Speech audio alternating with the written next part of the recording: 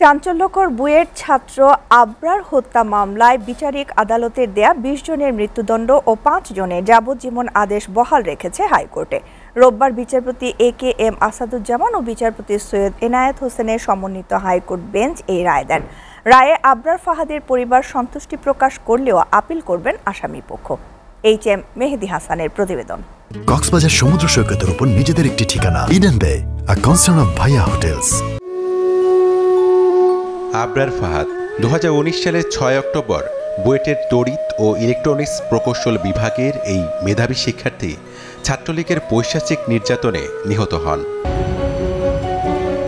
শিবির সন্দেহে পিটিয়ে মারার এই ঘটনা দেশজুড়ে তোলপাড় সৃষ্টি করে। বিচারের দাবিতে রাজধানীর চকবাজার থানায় মামলা করেন আবরার ফাহাদের বাবা। মামলাটি তদন্ত করে বুয়েটের 25 শিক্ষার্থীর বিরুদ্ধে 2019 সালের 13 নভেম্বর আদালতে অভিযোগপত্র দেয় পুলিশ। অভিযোগপত্র আমলে নিয়ে 2020 সালের 15 সেপ্টেম্বর আসামিদের বিরুদ্ধে অভিযোগ গঠন করেন আদালত। মামলায় 2021 সালের 8 ডিসেম্বর রায় দেন ঢাকার দ্রুত বিচার ট্রাইব্যুনাল 1। রায়ে 20 জনকে মৃত্যুদণ্ড ও 5 জনকে দেয়া হয় যাবজ্জীবন কারাদণ্ড।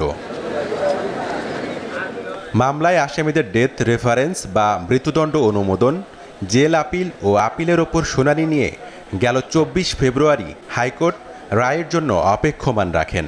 রোববার রায় ঘোষণা করেন বিচারপতি AKM আসাদুজ্জামান ও বিচারপতি সৈয়দ এনায়েত হোসেনের সমন্বিত হাইকোর্ট বেঞ্চ। বিচারিক আদালতের রায় বহাল রাখেন তারা। একটি রাষ্ট্র সমাজ ব্যবস্থায় শৃঙ্খলা আনার জন্য ও ন্যায় বিচার নিশ্চিত করতে বিচার বিভাগের প্রতি যে ধারণা, এই রায়ের মাধ্যমে তা প্রতিষ্ঠিত হয়েছে বলে মন্তব্য করেন অ্যাটর্নি জেনারেল মোহাম্মদ আসাদুজ্জামান। আবরার ফাহাদের মৃত্যু এক্সপোজ করেছে যে রাজনৈতিক ফ্যাসিজম কিভাবে দিনে দিনে বাড়তে পারে।